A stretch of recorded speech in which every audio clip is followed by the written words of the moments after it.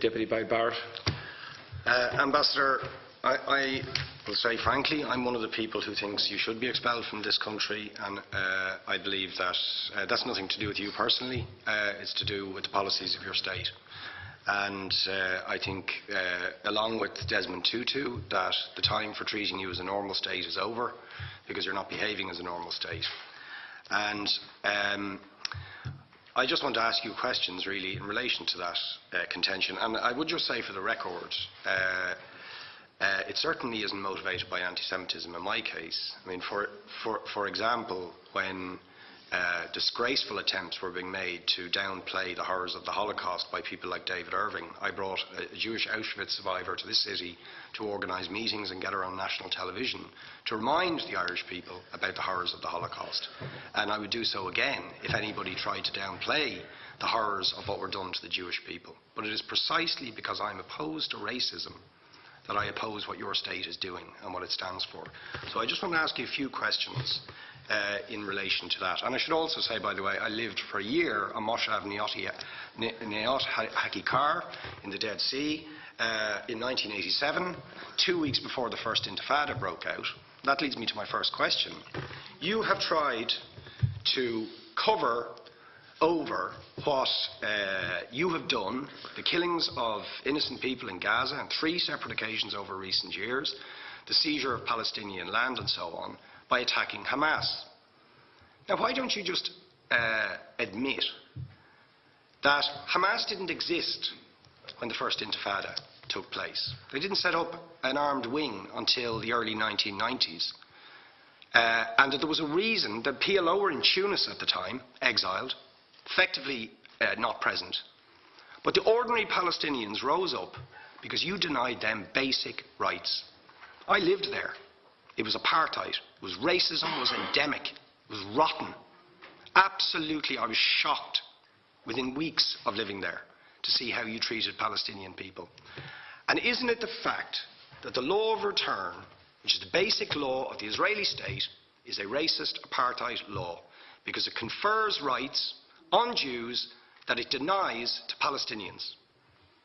It allows, for example, if I was Jewish and had never stepped foot in Israel, I could claim citizenship there tomorrow, but 6 million people whose origins are in what you now call Israel, who were forced out in 1947 or 48, do not have that right. Isn't that part of the reason why the Palestinians are in dispute with Israelis? Because you deny them the right to return to their homes and to their land and to their villages, and that they have a legitimate claim, even under international law, to return, but you deny them that right. Why do you deny them that right? And why do you give that right to other people who have no connection whatsoever with the land, whether you call it Israel or whether you call it Palestine? Why do you continue to seize land, if you're serious about Oslo and the two-state solution? Why do you continue to seize land, which under that agreement is land designated to be Palestinian land? 500,000 people, most of which has taken place since Oslo. You allow that to happen. Why do you allow it to happen if you're serious about giving this land to the Palestinians? It's absolutely extraordinary. And it just, are you not just taking us, Ambassador, for idiots? That you can say with a straight face, we're serious about peace, but while we're serious about peace, we're going to seize Palestinian land. And you expect the Palestinians to just sit back and do nothing about that. And the world to accept that that is an acceptable way to behave. And you asked earlier on, could we have some constructive solutions? Now you know what the Palestinian people have been asking for.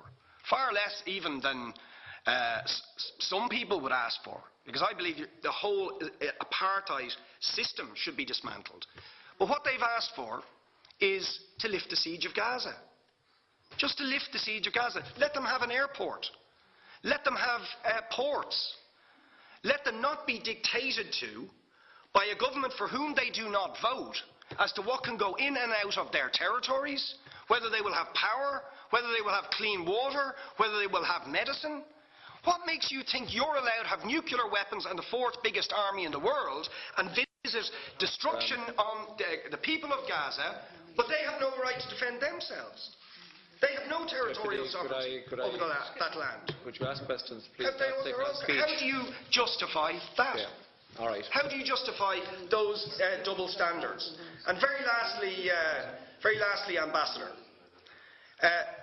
people like Bishop Tutu, Nelson Mandela, and I would certainly describe your state as a apartheid state, with different laws for people depending on their race or religion.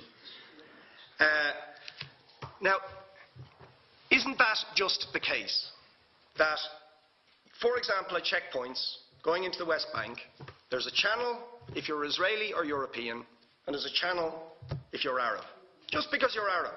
If you came into Dáil Éireann and they stopped you and said, "Are you Jewish?" "Oh no, sorry, you can't come in through the same entrance as Irish people or European people because you're Jewish," you would call that racism and apartheid. But yet, you practice that with your checkpoints and your military barriers and your apartheid wall. How can you justify that? All right, thank you. Last